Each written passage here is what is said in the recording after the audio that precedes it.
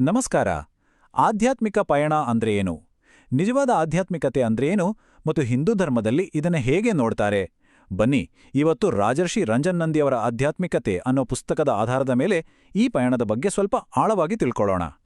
ನೋಡಿ, ಈ ಪುಸ್ತಕ ಇದೆಯಲ್ಲ, ಇದು ಆಧ್ಯಾತ್ಮಿಕ ಹಾದಿಯಲ್ಲಿರೋರಿಗೆ ಒಂದು ರೀತಿ ಕ್ಲಿಯರ್ ಗೈಡ್ಲೈನ್ಸ್ ಕೊಡುತ್ತೆ. ಸೊ ಈ ವಿಶ್ಲೇಷಣೆಯಲ್ಲಿ ಅದರಲ್ಲಿ ಹೇಳಿರೋ ಒಂದೊಂದು ತತ್ವಗಳನ್ನ ನಾವು ನೋಡ್ತಾ ಹೋಗೋಣ.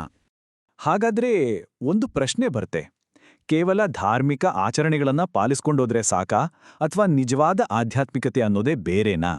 ಇವೆರಡಕ್ಕೂ ಏನಾದ್ರೂ ವ್ಯತ್ಯಾಸ ಇದೆಯಾ? ಸರಿ, ಈ ಪ್ರಶ್ನೆಯಿಂದಲೇ ನಮ್ಮ ಈ ಪಯಣ ಶುರು ಮಾಡೋಣ. ನಮ್ಮ ಮೊದಲನೇ ವಿಭಾಗ ದೈನಂದಿನ ಧರ್ಮವನ್ನು ಮೀರಿ, ಅಂದ್ರೆ ನಾವು ದಿನಾಚರಣೆ ಮಾಡುವ ಹಬ್ಬ ಹರಿದಿನಗಳು, ಸಂಪ್ರದಾಯಗಳು ಇದೆಲ್ಲ ಮೀರಿ ಅಧ್ಯಾತ್ಮ ಅಂದ್ರೆ ನಿಜವಾಗ್ಲೂ ಏನು ಅಂತ ನೋಡೋಣ. ಇದನ್ನ ಅರ್ಥ ಮಾಡ್ಕೊಳ್ಳೋಕೆ ನಾವು ಭಗವದ್ಗೀತೆಗೆ ಹೋಗ್ಬೇಕು. ಅಲ್ಲಿ ಅರ್ಜುನ ಕೃಷ್ಣನಿಗೆ ಒಂದು ಮೂಲಭೂತವಾದ ಪ್ರಶ್ನೆ ಕೇಳುತ್ತಾನೆ. ಈ ಪ್ರಶ್ನೆ ಇದೆಯಲ್ಲ, ಒಬ್ಬ ಆಧ್ಯಾತ್ಮಿಕ ವ್ಯಕ್ತಿ ಹೇಗಿರ್ತಾನೆ ಅನ್ನೋದಕ್ಕೆ ಒಂದು ಪರ್ಫೆಕ್ಟ್ ಫ್ರೇಮ್ವರ್ಕ್ ಕೊಡುತ್ತೆ. ಇದಕ್ಕೆ ಕೃಷ್ಣ ಕೊಡುವ ಉತ್ತರ ಒಬ್ಬ ಆಧ್ಯಾತ್ಮಿಕ ವ್ಯಕ್ತಿ ಹೇಗಿರ್ತಾನೆ ಅನ್ನೋದನ್ನ ತುಂಬ ಚೆನ್ನಾಗಿ ವಿವರಿಸುತ್ತೆ.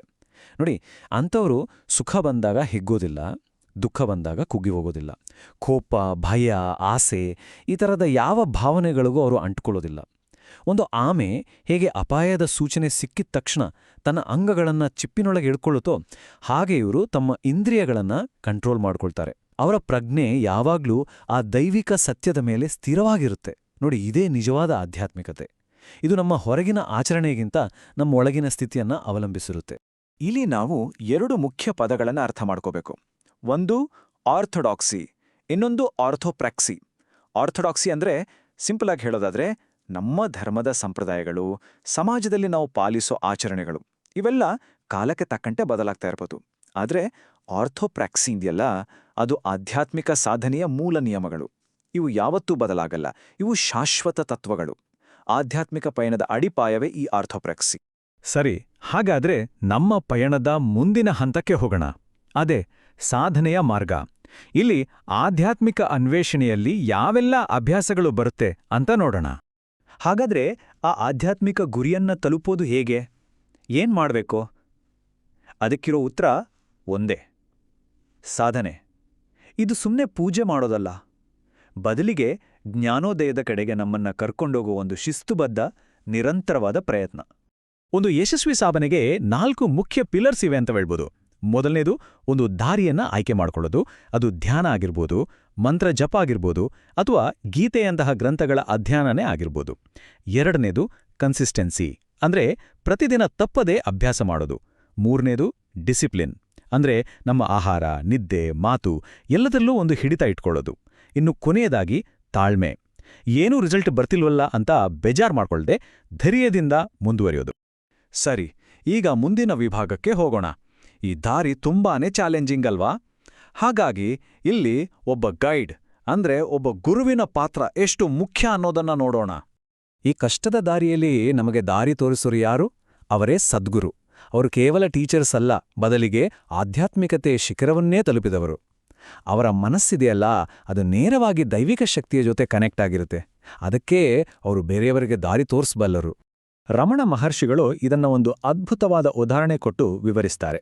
ಅವರು ಹೇಳ್ತಾರೆ, ಒಬ್ಬ ಸದ್ಗುರು ಅಂದ್ರೆ ಒಂದು ಪರ್ವತದ ತುದಿಯಲ್ಲಿ ನಿಂತಿರೋ ವ್ಯಕ್ತಿ ಇದ್ದ ಹಾಗೆ. ಅಲ್ಲಿಂದ ಕೆಳಗಡೆಯಿಂದ ಬೆಟ್ಟ ಹತ್ತಿ ಬರ್ತಿರೋ ಪ್ರತಿಯೊಬ್ಬರನ್ನೂ ಅವರು ನೋಡ್ಬೋದು. ಅವರಿಗೆ ಸರಿಯಾದ ದಾರಿ ಯಾವುದು ಅಂತ ಹೇಳ್ಬೋದು. ನೋಡಿ, ಇದರಿಂದ ಗುರುವಿನ ಮಾರ್ಗದರ್ಶನ ಎಷ್ಟು ಮುಖ್ಯ ಅಂತ ಅರ್ಥವಾಗುತ್ತೆ. ಹಾಗಾದ್ರೆ ನಿಜವಾದ ಗುರುವನ್ನ ಗುರ್ತಿಸೋದು ಹೇಗೆ? ಸಿಂಪಲ್ ಟೆಸ್ಟ್ ಇದೆ. ಅವರ ಜೊತೆ ಸಮಯ ಕಳೆದಾಗ ನಮ್ಮ ಮನಸ್ಸಿಗೆ ಶಾಂತಿ, ಸ್ಪಷ್ಟತೆ ಸಿಗ್ತಿದೆಯಾ ಅಥವಾ ಇನ್ನಷ್ಟು ಗೊಂದಲ, ಕುಳಪ ಆಗ್ತಿದೆಯಾ? ಇದೇ ಅಸಲಿ ಪರೀಕ್ಷೆ. ಸರಿ, ಗೈಡ್ ಸಿಕ್ಕಿದ್ರು ಅನ್ಕೊಳ್ಳಿ, ಆದ್ರೂ ದಾರಿಯಲ್ಲಿ ಅಡೆತಡೆಗಳು ಇದ್ದೇ ಇರುತ್ತೆ. ಈಗ ಒಬ್ಬ ಸಾಧಕ ಎದುರಿಸಬೇಕಾದ ಕೆಲವು ಆಂತರಿಕ ಚಾಲೆಂಜಸ್ ಬಗ್ಗೆ ನೋಡೋಣ. ಮೊದಲನೇ ಮತ್ತು ಬಹುಶಃ ಎಲ್ಲದಕ್ಕಿಂತ ದೊಡ್ಡ ಅಡಚಣೆ ಅಂದ್ರೆ ನಮ್ಮ ಅಹಂಕಾರ, ಅಂದ್ರೆ ನಾನು ಅನ್ನೋ ಭಾವನೆ. ಇದು ಯಾವುದೇ ಬದಲಾವಣೆಯನ್ನ ಸುಲಭವಾಗಿ ಒಪ್ಕೊಳ್ಳಲ್ಲ. ರಾಜರ್ಷಿ ರಂಜನ್ ನಂದಿಯವರು ಇದನ್ನು ಎಷ್ಟು ಚೆನ್ನಾಗಿ ಹೇಳ್ತಾರೆ ನೋಡಿ. ಈ ಜಗತ್ತಿನಲ್ಲಿ ಮನುಷ್ಯನ ಅಹಂಕಾರಕ್ಕಿಂತ ದೊಡ್ಡ ಮೋಸಗಾರ ಬೇರೆ ಇಲ್ಲ. ಅದನ್ನ ಸಾಯಿಸೋದು ತುಂಬಾ ಕಷ್ಟ. ಅದು ನಮ್ಮ ಯಾವುದೇ ಲಾಜಿಕ್ಗೂ ಸಿಗೋದಿಲ್ಲ ಅಂತ. ಅಂದ್ರೆ ಅಹಂಕಾರ ಎಷ್ಟು ಟ್ರಿಕ್ಕಿಯಾಗಿರುತ್ತೆ ಅಂತ ಇದರಿಂದ ಗೊತ್ತಾಗುತ್ತೆ. ಸರಿ, ಅಹಂಕಾರದ ನಂತರ ಬರೋ ಎರಡನೇ ದೊಡ್ಡ ಅಡಚಣೆ ಮಧ್ಯಂತರ ವಲಯ ಅಥವಾ ಇಂಟರ್ಮೀಡಿಯೇಟ್ ಝೋನ್. ಇದು ಆಧ್ಯಾತ್ಮಿಕ ಪಯಣದಲ್ಲಿ ಬರುವ ಒಂದು ತುಂಬಾನೇ ಡೇಂಜರಸ್ ಭ್ರಮೆಯ ವಲಯ.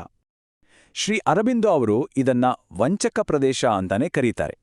ಯಾಕಂದ್ರೆ ಇಲ್ಲಿ ಸಾಧಕನಿಗೆ ಅದ್ಭುತವಾದ ಬೆಳಕು ಕಾಣಿಸಬಹುದು, ದೈವಿಕ ಶಬ್ದಗಳು ಕೇಳಿಸಬಹುದು, ದೇವತೆಗಳ ದರ್ಶನ ಆದ್ಹಾಗೆ ಅನಿಸಬಹುದು.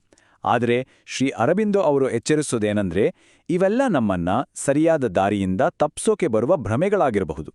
ಹಾಗಾಗಿ ಇಂತಹ ಅನುಭವಗಳನ್ನೇ ನಿಜವಾದ ಆಧ್ಯಾತ್ಮಿಕ ಪ್ರಗತಿ ಅಂತ ಅನ್ಕೋಬಾರ್ದು. ಸರಿ, ಈಗ ನಾವು ಈ ಪಯಣದ ಒಂದು ಬಹಳ ಮುಖ್ಯವಾದ ಮತ್ತು ನಿರ್ಣಾಯಕವಾದ ವ್ಯತ್ಯಾಸವನ್ನ ಅರ್ಥ ಮಾಡ್ಕೊಳ್ಳೋಣ. ಹಾಗಾದ್ರೆ ಈ ದೈವಿಕ ದರ್ಶನಗಳು, ಅದ್ಭುತ ಬೆಳಕು, ಶಬ್ದಗಳು ಇದೆಲ್ಲವನ್ನ ನೋಡೋದೆ, ಕೇಳೋದೆ ಆಧ್ಯಾತ್ಮಿಕತೆಯ ಅಲ್ಟಿಮೇಟ್ ಗೋಲ? ಈ ಪ್ರಶ್ನೆ ನಮ್ಮನ್ನ ಒಂದು ದೊಡ್ಡ ಸತ್ಯದ ಕಡೆಗೆ ಕರ್ಕೊಂಡೋಗುತ್ತೆ.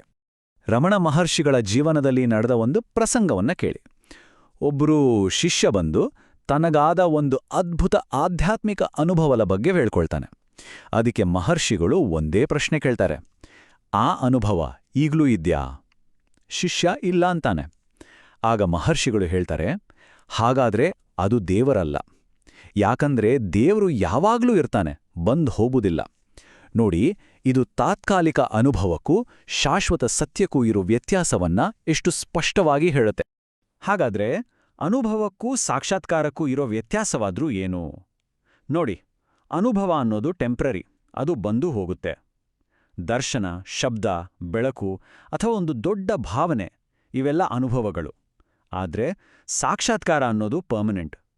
ಅದು ನಮ್ಮ ಪ್ರಜ್ಞೆಯಲ್ಲೇ ಆಗುವ ಒಂದು ಮೂಲಭೂತ ಬದಲಾವಣೆ. ಅದು ಶಾಂತಿ, ಸಮಚಿತ್ತತೆ ಮತ್ತು ಅಹಂಕಾರದ ನಾಶದಿಂದ ಗುರುತಿಸಲ್ಪಡುತ್ತೆ. ಸೊ ನಮ್ಮ ಗುರಿ ಕೇವಲ ಅನುಭವ ಅಲ್ಲ, ಶಾಶ್ವತವಾದ ಸಾಕ್ಷಾತ್ಕಾರ. ಹಾಗಾಗಿ ಅಂತಿಮವಾಗಿ ನಾವು ಅರ್ಥ ಮಾಡ್ಕೋಬೇಕಾಗಿರೋದೇನೆಂದ್ರೆ, ನಿಜವಾದ ಗುರಿ ಎನ್ನೋದು ಬಂದು ಹೋಗೋ ಅನುಭವ ಅಲ್ಲ.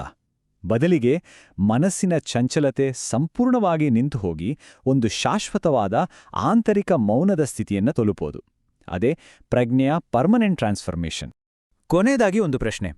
ಒಂದು ವೇಳೆ ನಮ್ಮ ಅಂತಿಮ ಗುರಿ ಮಾತು, ಮನಸ್ಸು ಎಲ್ಲವನ್ನೂ ಮೀರಿದ ಒಂದು ಸ್ಥಿತಿಯಾಗಿದ್ರೆ, ಆ ಪಯಣವನ್ನ, ಆ ಸ್ಥಿತಿಯನ್ನ ನಾವು ಪದಗಳಲ್ಲಿ ವಿವರಿಸೋಕೆ ಶುರು ಮಾಡೋದಾದ್ರೂ ಹೇಗೆ? ಯೋಚನೆ ಮಾಡಿ.